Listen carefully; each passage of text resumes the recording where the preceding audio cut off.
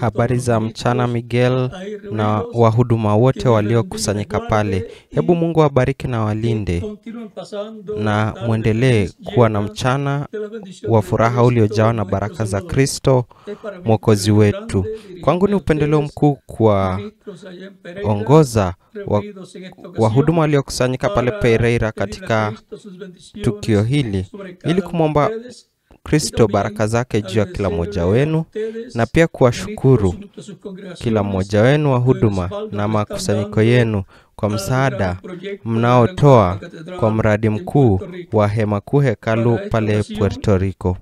Kwa ajili ya wakati huu tutasoma katika Zekaria mlango wa 4 mstari wa 11 na kuendelea na kusema, ndipo nikajibu nikamwambia, ni nini mizeituni hii miwili iliyo upande wa kuume wa kinara na taa kile cha upande wake wa kushoto?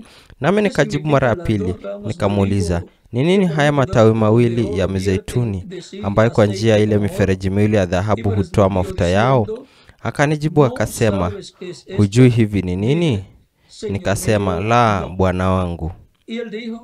Ndipo akasema, hivi ni hao wana wawili wa mafuta wasimamao karibu na Bwana wa dunia yote, watiwa mafuta wawili mbele ya Bwana wa dunia. Hawa ni watu muhimu sana mbinguni, roho za mbinguni za ulimwengu wa kiroho ambao wako mbele za Bwana wa dunia yote ili kutumwa katika nyakati zinazoambatana na matukio makuu ambayo Mungu anapaswa kutekeleza. Hao wamwagiwa mafuta wawili walio mbele za uwepo wa Mungu wanahusiana na mabadiliko ya vipindi na pia na mabadiliko ya falme alizoonyeshwa Nebukadneza na kufasiriwa na nabii Danieli katika ile ndoto ambayo mfalme Nebukadneza aliona na kuisahau, na Danieli akaonyeshwa, naye Danieli akaionyesha na kumkumbusha mfalme Nebukadneza,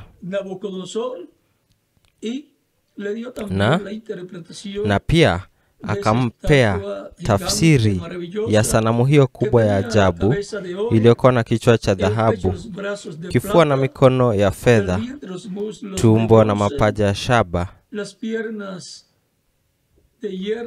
miguu ya chuma na nyayo ya chuma na udongo wa kuokwa, ikiwakilishwa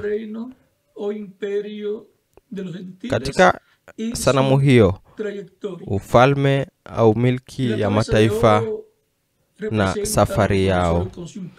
Kichwa cha dhahabu kiliwakilisha Nebukadneza pamoja na ufalme wake. Kifua cha fedha na mikono viliwakilisha ufalme wa Umedi na Uajemi. Tumbo la shaba na mapaja yanawakilisha ufalme wa Kigiriki, na miguu ya chuma, miguu ya chuma ya kuokwa inawakilisha milki ama utawala wa Kirumi katika hatua mbili ambazo ufalme huo ungedhihirika. Na kisha katika wakati wa miguu ya chuma na udongo wa kuokwa, ambayo ni ile milki ya Kirumi lakini yenye hatua mpya na yenye udongo kwenye miguu, ambayo inawakilisha watu na wafalme ambao wataungana katika ufalme huo ya wafalme 10 na serikali zao. Vidole 10 vile vile ambavyo vinawakilishwa pale. Tunapata kwamba Ni wakati huo ambapo lile jiwe lisilokatwa na mikono itakuja katika kuja kwake mara ya pili, ambaye ni kuja kwake Mesia, ambapo italeta mwisho kwa ufalme wa mataifa na kuanzisha ufalme wa milenia, ufalme wa miaka 1000, ufalme wa Daudi ambao utaanzishwa duniani, ambao utarejeshwa duniani kwa watu wa Kiebrania. Na juu ya kiti cha enzi cha Daudi ataketi Mesia, mfalme ambaye yeye ndiye mrithi, kulingana na maneno ya malaika Gabrieli kwa Bikira Mariamu, ambapo alimwambia Bikira Mariamu kwamba atapata mwana ambaye ataitwa mwana wa Mungu, na Mungu atampa kiti cha enzi cha Daudi baba yake, na atakaa juu yake, yani kwenye kiti cha enzi, na atatawala juu ya Israeli milele. Kwa hiyo ni kwa ajili ya wakati wa hatua ya miguu ya chuma na udongo wa kuokwa wa ufalme wa mataifa, ambapo kuja kwa Bwana kumeahidiwa. Na kwa wakati huo ndio pia ile huduma ya mizeituni miwili iliyo mbele ya uwepo wa Mungu, wale waliomwagiwa mafuta wawili pamoja na uwepo wa Mungu, yani wahusika ambao huonekana kila wakati uwepo wa Mungu unakwenda kudhihirika duniani. Moja au wote wawili waliomwagiwa mafuta ambao wako mbele ya uwepo wa Mungu. Kwa maneno yaliyo wazi zaidi kwamba uwepo wa Mungu huja kwa mmoja au katika wote wawili kwa wakati mmoja, katika wale wawili waliomwagiwa mafuta na uwepo wa Mungu. Mbinguni ni malaika wakuu Mikaeli na Gabrieli waliomwagiwa mafuta wawili mbele ya uwepo wa Mungu. Ndiposa ni ya kwamba katika Luka mlango wa 1, wakati malaika Gabrieli anapomwonekania kuhani Zekaria, tazameni kila ambacho malaika anamwambia kuhani Zekaria wakati anapompea habari njema ya kwamba yeye na mke wake watakuwa na mwana mtoto, ingawa walikuwa wamezeeka, na mtoto atakuwa mkuu mbele za Mungu. Tutaenda kuisoma mlango wa 1 wa Luka mstari wa 13 na kuendelea. Lakini yule malaika akamwambia, usiogope Zakaria, maana dua lako limesikika, na mkeo Elisabethi atakuzalia mtoto mwanaume, na jina lake utamuita Yohana. Yani ya kwamba Zakaria alikuwa ameomba ya kwamba Mungu ampe mwana, na sasa malaika amemletea jibu kutoka mbele za Mungu kwamba maombi yake yamesikikana, ya kwamba atapata mwana. Na utakuwa na furaha na shangwe, na watu wengi watakufurahia kuzaliwa kwake, kwa sababu atakuwa mkuu mbele za Bwana.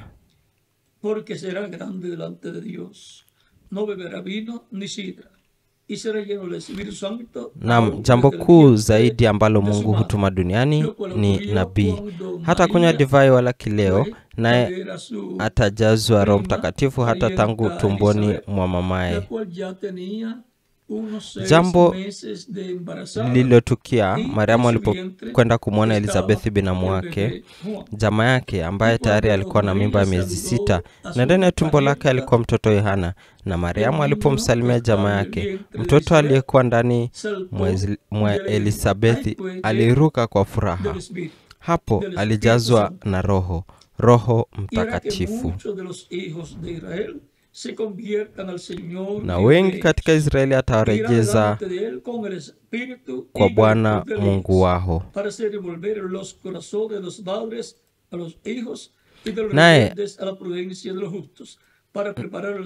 Naye atatanguliza mbele zake katika roho ya Elia na nguvu zake, ili kuigeuza mioyo ya baba iwaelekee watoto na kuwatilia waasi akili za wenye haki na kumweka Bwana watu tayari waliotengenezwa. Zakaria akamwambia malaika, nitajuaje neno hili? Maana mimi ni mzee na mke wangu ni mkongwe wa siku.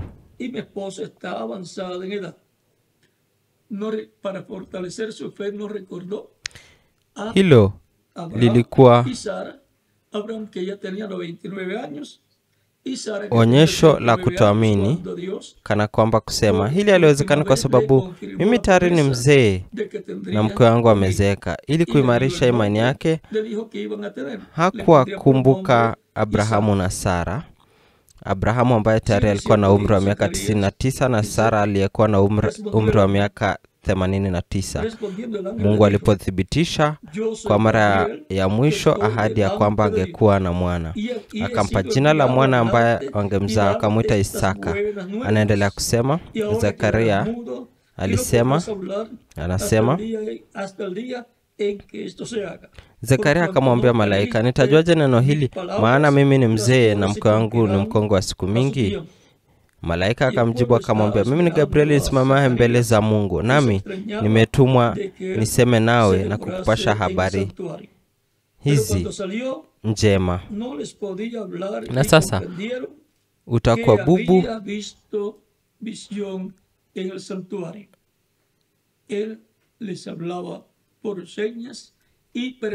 Na tazama, utakuwa bubu usiweze kusema mpaka siku ile yatakapotukia haya, kwa sababu huku yasadiki maneno yangu, nayo yatatimizwa kwa wakati wake.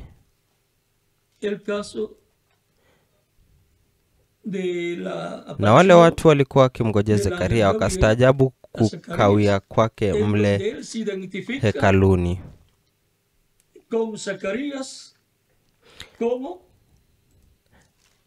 Alipotoka hali hawezi kusema nao, walitambua kuwa ameona maono ndani ya hekalu, naye aliendelea kuashiria, akakaa bubu. Ikawa siku za huduma zake zilipokuwa zimetimia, akaenda nyumbani mwake. Hapa tunaweza kuona kisa cha kutokea kwa malaika Gabriel kwa Zakaria, ambapo anajitambulisha na Zakaria kama mhusika anayesimama mbele za Mungu. Zakaria alielewa maana ya hilo. Wote wawili, Gabriel na Mikaeli, wanapotokea duniani, Mungu anatembea duniani katika mwili wa malaika wa Gabriel au Mikaeli. Hao ni malaika walio mbele ya uwepo wa Mungu, na kwa sababu hiyo uwepo wa Mungu unapodhihirika duniani wanakuwa pale. Ndio maana pale katika mlima Sinai sheria lilitolewa kwa kutumwa kwa malaika. Hapo walikuwepo, na kwa sababu hiyo uwepo wa Mungu ulikuwa katika mlima wa Sinai katika sehemu ya juu, na Musa aliingia pale, na hapo alisikia kutoka kwa Mungu kupitia kwa agizo alilopewa na malaika. Na malaika hawa, hapo ndipo aliposikia zile amri 10, nazo ziliandikwa kwenye mawe pale kwenye mlima Sinai. Na sasa malaika hawa kule mbinguni ni ile mizeituni miwili, vile vinara viwili vya taa. Na kwa sababu hiyo malaika ambao kupitia kwa Mungu huleta nuru, kwa sababu ni vinara vya taa kuleta nuru ya Mungu duniani, wao ni malaika wa hudumu. Moja wa malaika hawa, Mikaeli, ndiye jemedari mkuu anayesimama kwa ajili ya wana wa Israeli. Hiyo ni kusema yeye ni malaika mlinzi ama mlezi wa watu wa Kiebrania. Na Gabrieli na Mikaeli wanafanya kazi kwa karibu sana katika miradi yote ya kiungu. Gabrieli anahusiana sana na mataifa, naye anahusiana na mabadiliko ya serikali ya ufalme za mataifa, yani ufalme wa mataifa. Ndio maana tunapata uingiliaji, yani intervention, uingiliaji kati ya malaika Gabrieli katika mabadiliko haya ya kuanzishwa kwa ufalme wa Nebukadneza, pia kwa maono haya aliyopewa kwa ndoto Nebukadneza, na neno lililotolewa na Mungu kupitia malaika Gabrieli kwa nabii Danieli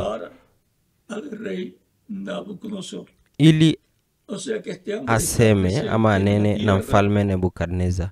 Hiyo ni kusema malaika huyo yuko duniani miongoni mwa falme za mataifa, na ndiye anaeleta mabadiliko haya ya falme wakati unapofika, wakati unaambatana katika mpangilio wa kiungu, kwa sababu yeye ndiye malaika anaweza kufikia kile kitabu cha kweli, kama anavyomwambia nabii Danieli katika mlango wa 10 na mahali pengine. Na ndiye malaika anayekuja kumpa Danieli hekima na nabii mwingine yeyote anayetumwa duniani. Kila neno la Mungu tunaweza kuona ya kwamba linatoka mbinguni. Kwa hiyo hawa wamwagiwa mafuta wawili, kumbuka kwamba waliomwagiwa mafuta wawili wanamaanisha kwamba wamemwagiwa mafuta na uwepo wa Mungu. Kwa maneno yaliyo wazi zaidi, neno mwagiwa mafuta maana yake ni Kristo, maana yake ni Mesia, maana yake ni aliye mwagiwa mafuta na kupakwa mafuta na Mungu. Na sasa duniani tunapata ya kwamba Musa na pia nabii Danieli walimwagiwa mafuta, walitiwa mafuta na uwepo wa Mungu. Ndio maana Mungu alifanya maajabu haya yote kupitia kwao. Hawakujisemea wenyewe wala hawakufanya miujiza. Ilikuwa ni Mungu kupitia kwao, kupitia kwa malaika wa agano ambaye alijidhihirisha kupitia kwao, na ambaye kupitia kwake Mungu alijitambulisha mwenyewe miongoni mwa watu wake. Ndio maana malaika alisema, mimi ni Mungu wa Ibrahimu, wa Isaka na wa Yakobo. Mlango wa 3 mstari wa 1 hadi wa 16 wa Kutoka, na pia mlango wa 6 mstari wa 1 hadi wa 6, na pia mlango wa 4 pia wa Kutoka, na kisha katika mlango wa 23 mstari wa 20 hadi 23 wa Kutoka, Mungu anazungumza kuhusu malaika wake na anasema tuisikie sauti yake. Kwa nini? Kwa sababu ni sauti ya Mungu kupitia kwa malaika ambaye ni mwili wa malaika wa Mungu. Na kisha anasema kwamba jina lake, jina la Mungu liko ndani ya malaika, na kwamba malaika hata samehe uasi wowote. Kwa hiyo Mungu kila wakati amejidhihirisha, amejifunua kupitia kwa malaika wa agano ambaye ni Kristo katika mwili wake wa kimalaika, ambaye kupitia kwake aliumba mbingu na nchi. Kila kitu ambacho Mungu amenena amefanya kupitia kwa malaika wake, malaika wa agano, na yote ambayo Mungu ameumba ameifanya kupitia kwa malaika wa agano ambaye ni Kristo, ambaye ndiye neno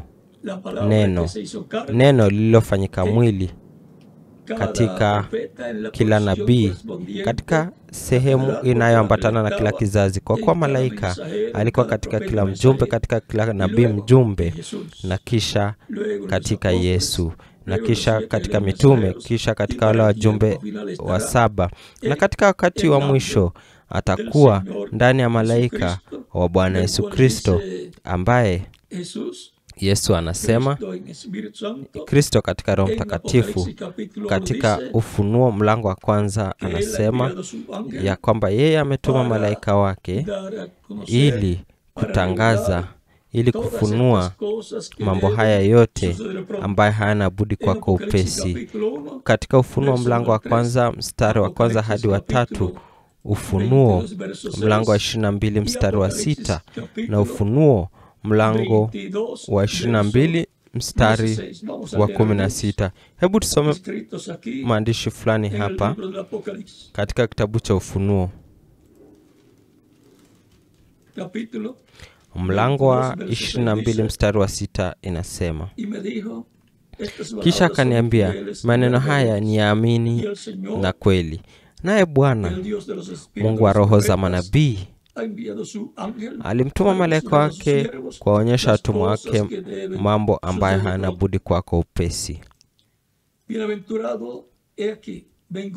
Na tazama, naja upesi.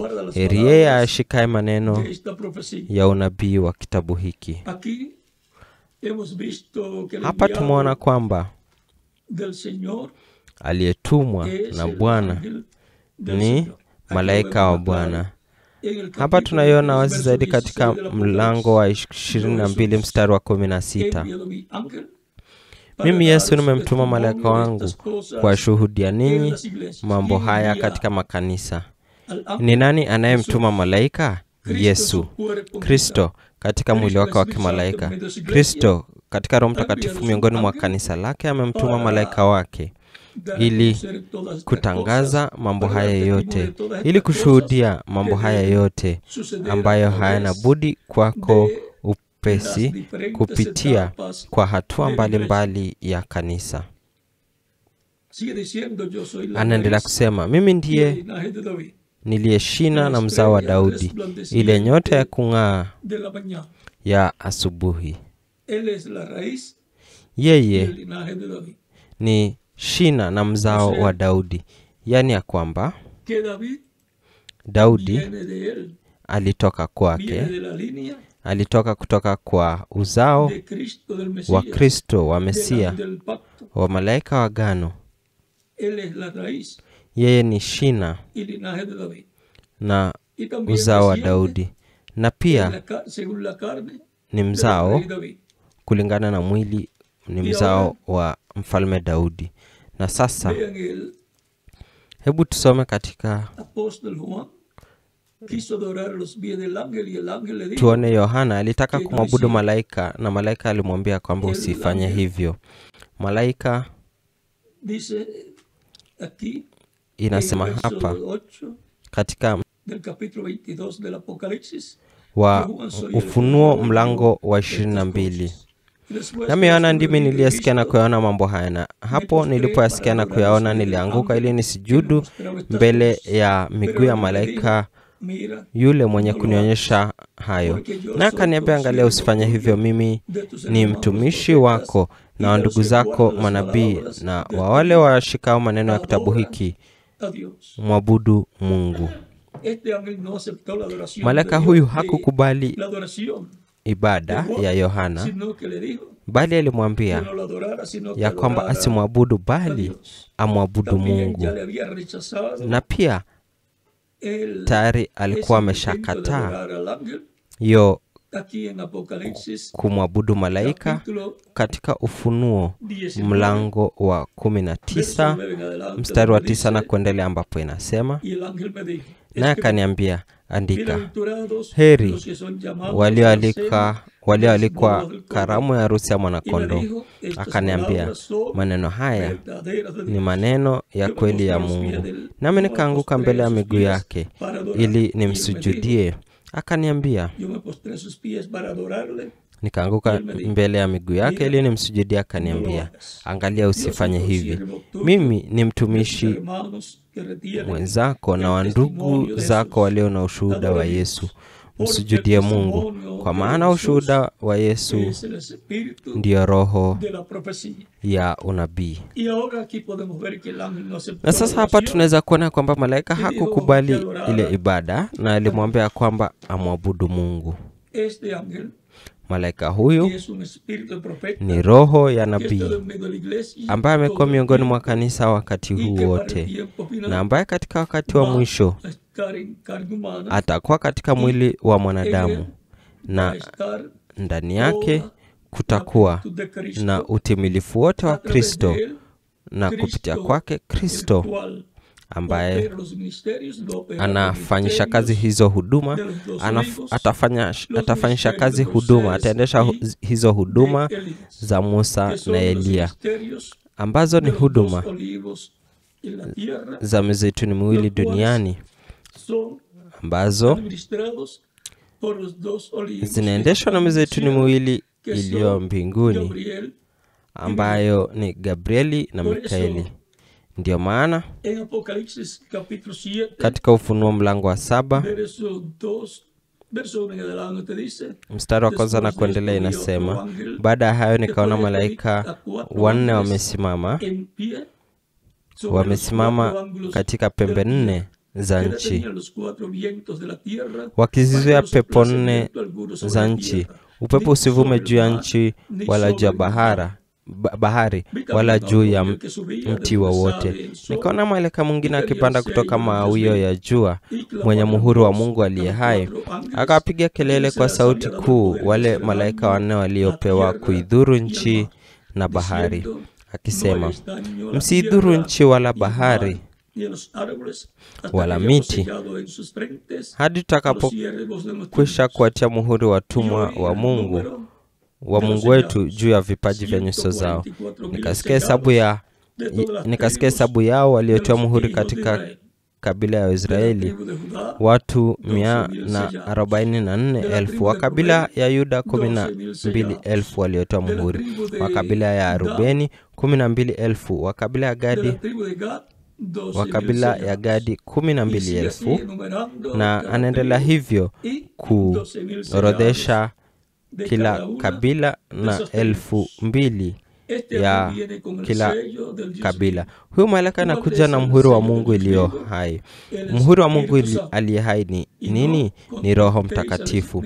Na msimhuzunishe Roho Mtakatifu wa Mungu, ambaye mmetiwa muhuri hadi siku ya ukombozi. Paulo anasema katika Waefeso mlango wa 4 mstari wa 30. Malaika huyu anakuja na muhuri wa Mungu aliye hai, anakuja na Roho Mtakatifu ndani yake, yani anakuja ama Kristo anakuja ndani yake. Kristo katika Roho Mtakatifu anakuja akiwa amevikwa na kufunuliwa ndani yake, ili kuwaita na kuwakusanya 144,000 wa Waebrania, 12,000 kutoka kila kabila. Malaika huyu ni aliyemwagiwa mafuta na Roho wa Mungu na uwepo wa Mungu. Anakuja akiwa amemwagiwa mafuta na mafuta ya Roho Mtakatifu.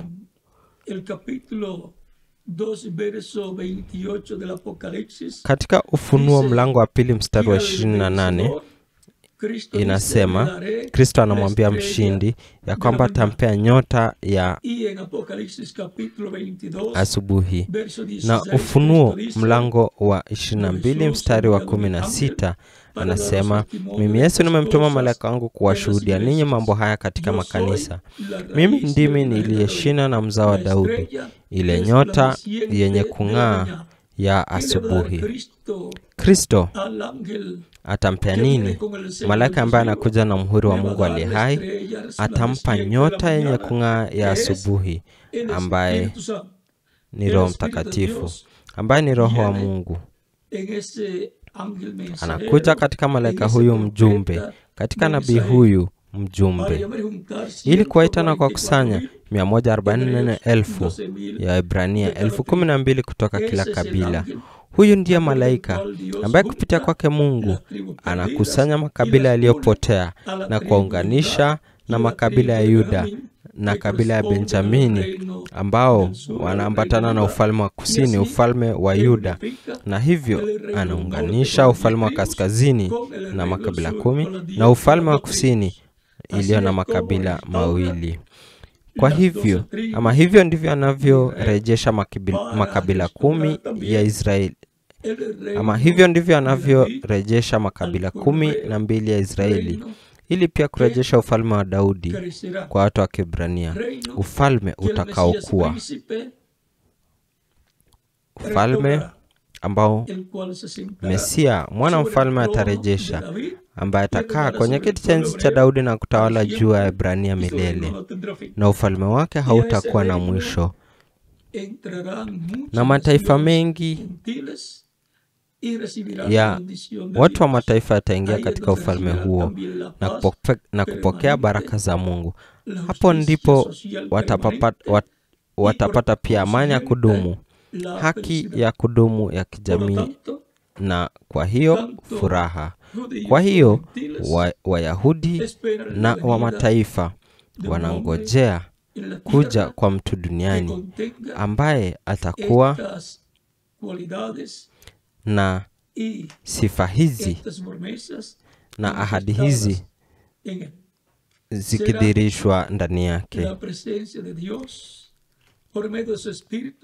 Itakuwa ni uwepo wa Mungu kupitia Roho wake, malaika wa agano ndani ya mtu ambaye atakuwa akiishi katika wakati wa mwisho, ambaye kupitia kwa huduma ya Elia atatenda kazi na kisha pia huduma ya Musa, na kwa sababu hiyo huduma ya Mesia. Haya yote atakuwa ndani ya mtu ambaye atatokea duniani hii katika wakati huu wa mwisho. Na hapo tunao waliomwagiwa mafuta wawili ambao wako mbele za uwepo wa Mungu, Gabrieli na Mikaeli, wakiunga mkono kazi hii yote, ama wakifanya kazi hii yote ya Mungu kupitia kwa pazia ya mwili.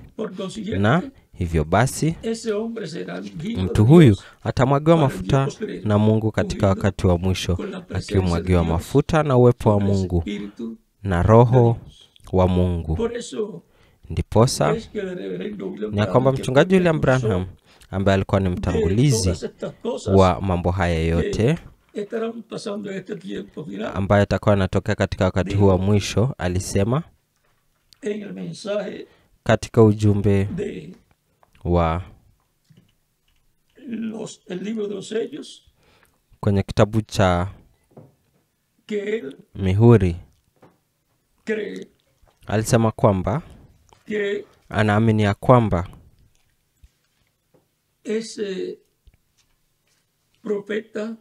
nabii huyu ambaye atakuja duniani katika wakati wa mwisho kama Elia, ambaye atakuja kama mmoja wa mzeituni miwili. Anasema ya kwamba itakuwa ni roho ya Kristo ndani yake, na ya kwamba itakuwa ni roho ya huduma ndani, itakuwa ni roho ya huduma ya Elia katika mtu mwingine, mtu wa wakati huu, ambaye kwa hiyo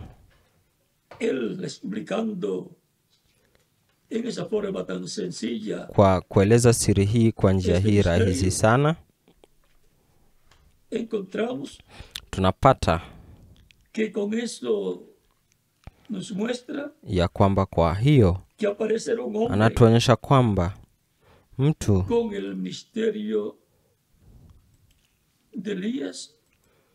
mwenye huduma ya Elia atatokea katika wakati huu wa mwisho ili kutimiza unabii huo. Kutakuwa na mwito kwa Wayahudi kupitia kwa huduma hiyo, nao wataitambua.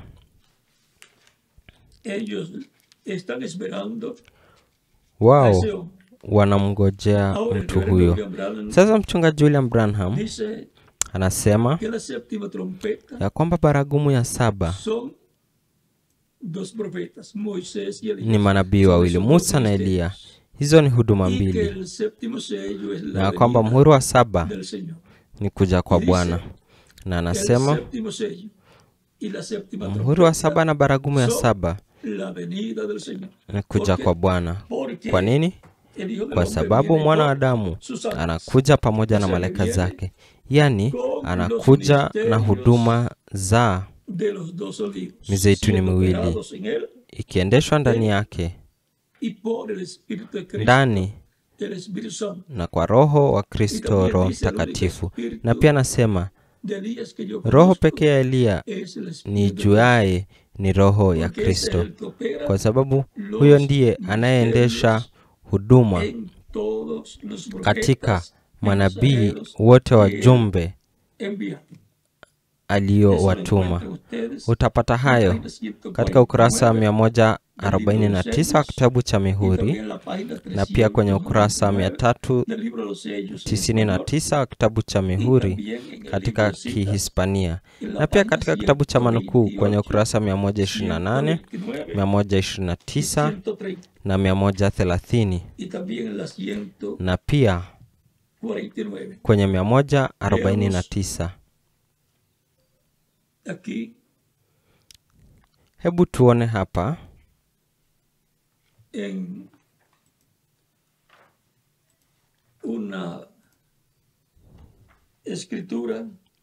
tuone hapa kwenye maandiko au maandishi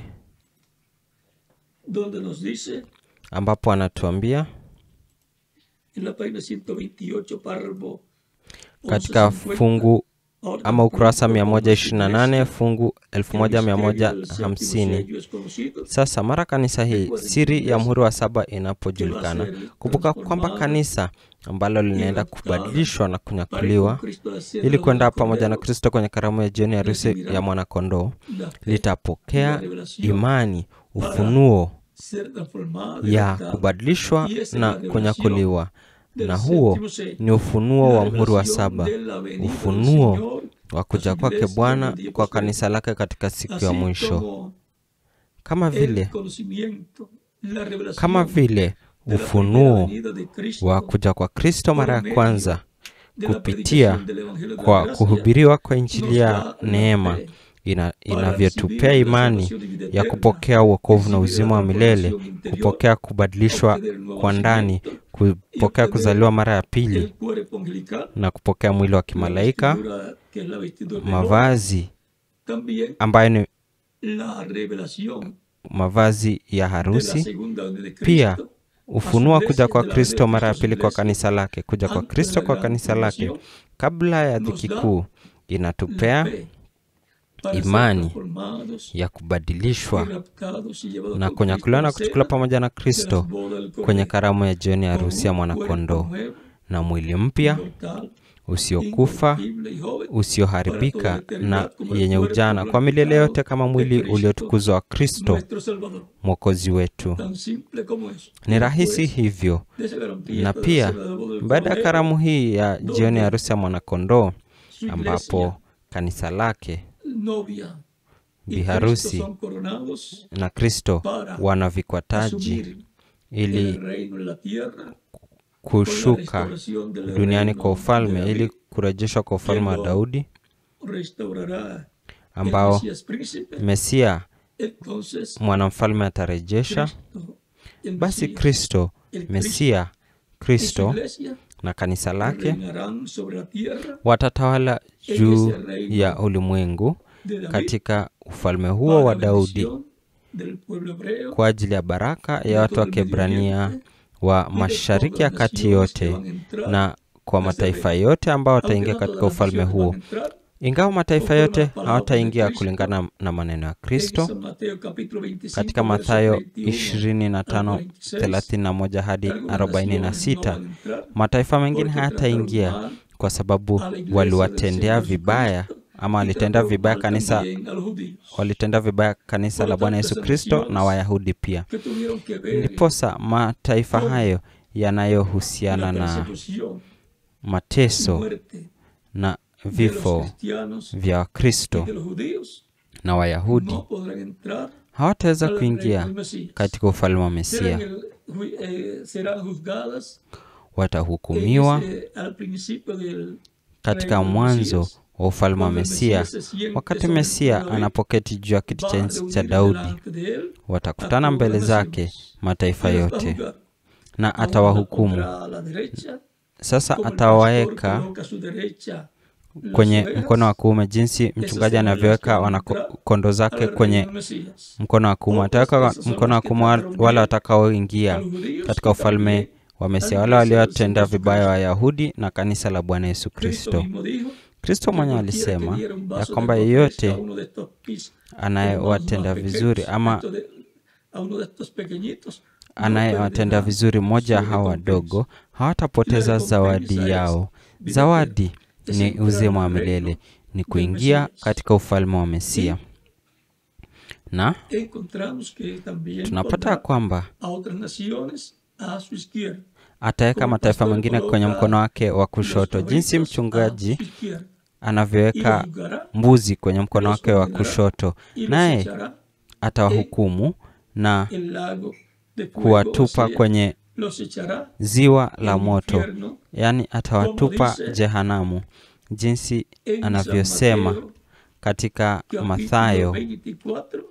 Mathayo mlango wa 24. Entonces ya se habrán acabado los enemigos de los judíos y los enemigos también de la iglesia del Señor Jesucristo. Ndipo maadui wa Wayahudi na maadui ya kanisa la Yesu Kristo watakwisha. Hivyo ndivyo Masihi atakavyotatua tatizo hili ambalo limesababisha mateso na vifo vingi kwa muda mrefu. Tazameni Mathayo 25:45.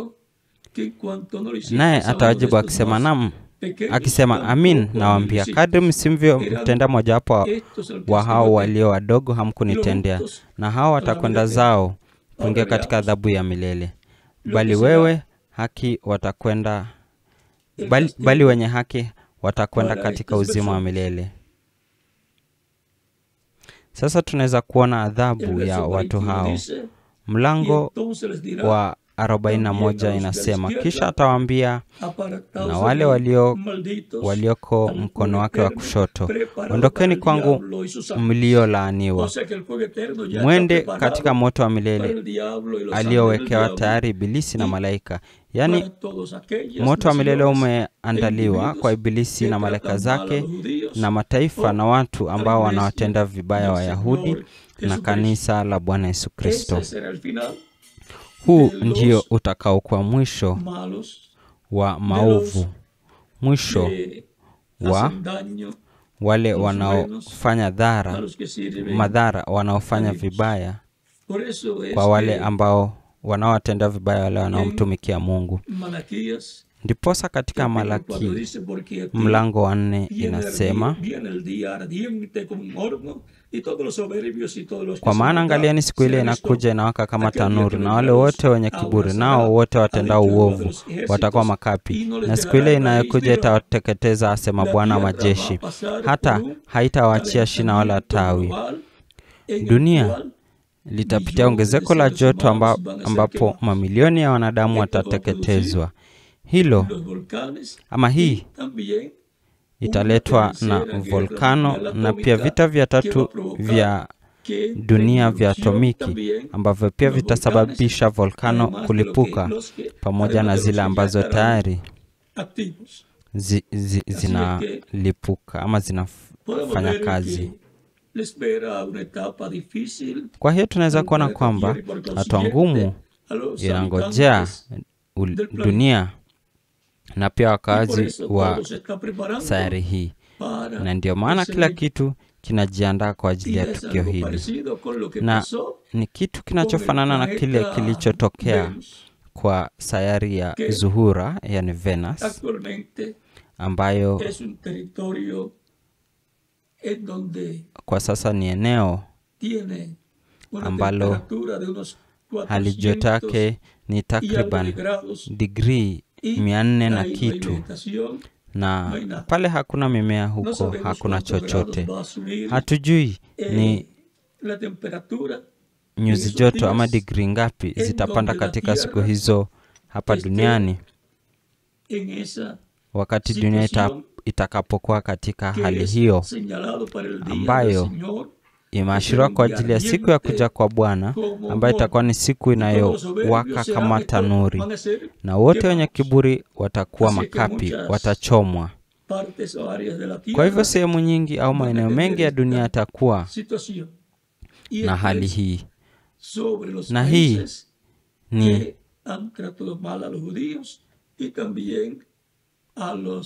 kwa mataifa ambao wametendea vibaya Wayahudi na pia Kristo, kanisa la Bwana Yesu Kristo ambalo limeteswa na kuuawa kupitia ama katika milenia. Sasa huduma ya mwaga mafuta wawili mbele za Bwana, ambayo itakuwa ni huduma ya malaika wakuu Gabrieli na Mikaeli, itatekelezwa kupitia kwa mtu ambaye atakuwapo duniani. Kupitia kwa mtu huyu, habari hizi zitatolewa, na wale wanaosikiliza vizuri wataweza kuepuka kutoroka kutoka katika maeneo yenye hatari zaidi, na kisha wataweza kutoroka ama kuepuka kwa ajili ya maisha yao, na pia wataweza kumkaribia Mungu zaidi. Hiyo ni kusema habari za mambo yatakayotokea kutoka kwa Mungu zitajulikana kwa njia ya mizeituni miwili, kupitia kwa wale waliomwagiwa mafuta wawili walio mbele za Bwana wa dunia yote. Na kwa hivyo basi watakuwa na kisambazaji hapa ambayo itasambaza habari hizi zote, na pia na itakuwa ni mtu atakaishi katika dunia hii katika wakati wa mwisho, ambaye kupitia kwake wale waliomwagiwa mafuta wawili walio mbele ya uwepo wa Mungu watajidhihirisha. Na anaweza kuonekana mjumbe huyu, nabii mjumbe. Wakati mwingine anaweza kuonekana kama Elia, kwa sababu huduma ya Elia itaendeshwa na Roho wa Mungu. Na wakati mwingine anaweza kuonekana kama Musa, kulingana na kile ambacho ananena na kutenda. Na katika wakati mwingine anaweza kuonekana kama huduma ya Mesia. Kilicho baragumu ya saba kwa Wayahudi, ambaye ni Musa na Elia waliomwagiwa mafuta wawili, ni muhuri ya saba kwa kanisa la Bwana. Na hivyo basi kanisa la Bwana litakuwa linamwona Kristo akifanya kazi kupitia kwa mtu Kristo katika Roho Mtakatifu, akawa amefichwa na kufunuliwa kupitia kwa mwanadamu miongoni mwa kanisa lake. Na Wayahudi watakuwa na mwana Mesia, watakuwa na mwana Elia ambaye atakuwa anakuja na Musa. Watakuwa kiona hizo huduma mbili zikijirudia katika wakati. Sio ile mwili ambapo huduma ya Elia iliendeshwa kwa mara ya kwanza, wala kwa mara ya pili, wala kwa mara ya tatu, wala kwa mara ya nne, bali pazia ya mwili ambayo itakuwa inaendeshwa kwa mara ya tano. Na kupitia kwa mwili huo ambapo huduma ya Musa itaendeshwa kwa mara ya pili. Na huyo atakuwa ni nabii ambaye Mungu alisema atamuinua kama nabii, na ataweka neno lake katika kinywa chake, na atampa yote ambaye Mungu amemwamuru.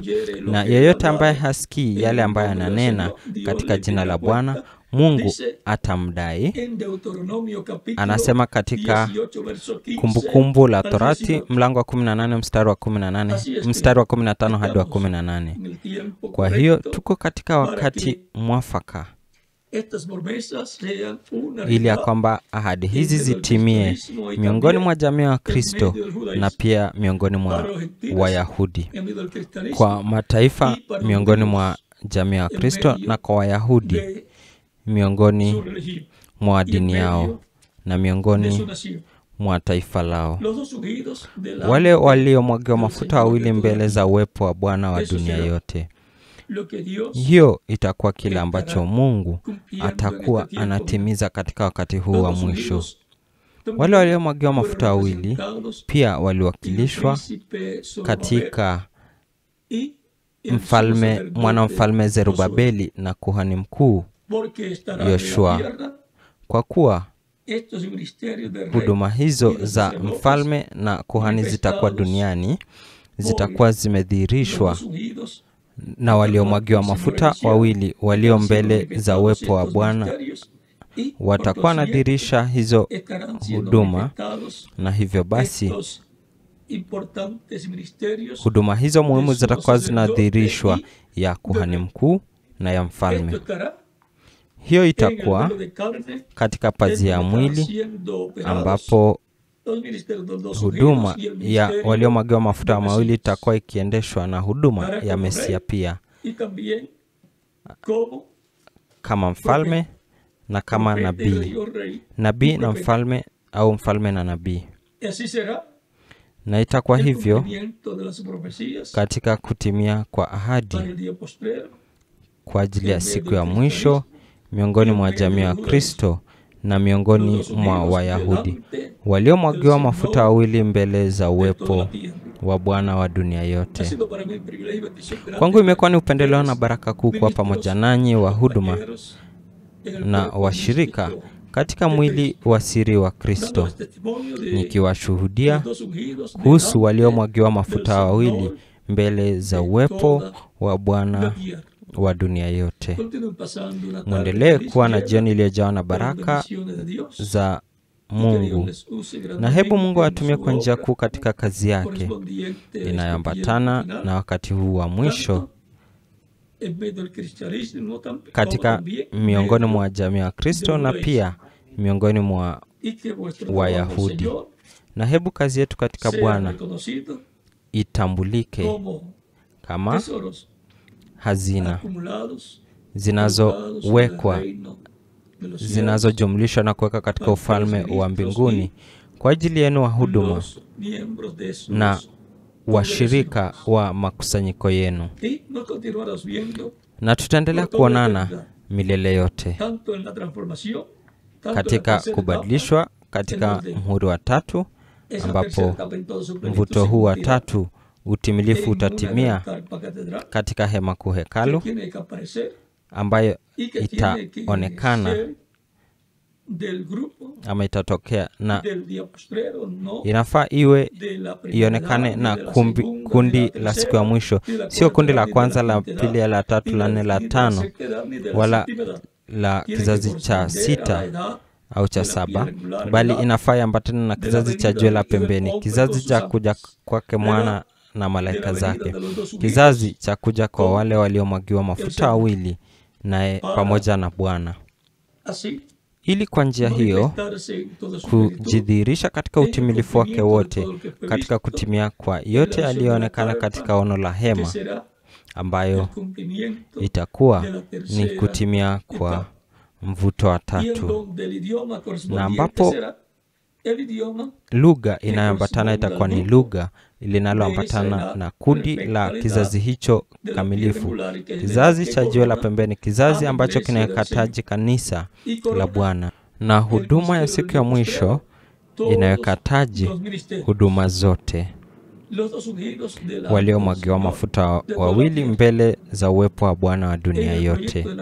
Katika mradi wa hema kuu hekalu, wale waliomwagiwa mafuta wawili wamejumlishwa, ambao wako mbele za uwepo wa Bwana wa dunia yote, na pia wamejumlishwa, ama Mesia jemedari ama mwanamfalme amejumlishwa, huduma ya Mesia mwanamfalme. Pale pia kuna uwepo wa mwali wa moto, uwepo wa malaika wa agano. Hao wote wamejumlishwa ama wako ndani ya kutimia kwa ono la hema, ambayo ni upendeleo mkuu kufanya kazi katika mradi mkuu wa hema kuu hekalu, ambayo inatekelezwa pale Puerto Rico, mradi ambaye naunga mkono kabisa pamoja na nyinyi wote wa huduma na makusanyiko yenu. Hebu Mungu awabariki na walinde, na muendelee kuwa na jioni iliyo ya furaha iliyojaa na baraka za Kristo Mwokozi wetu.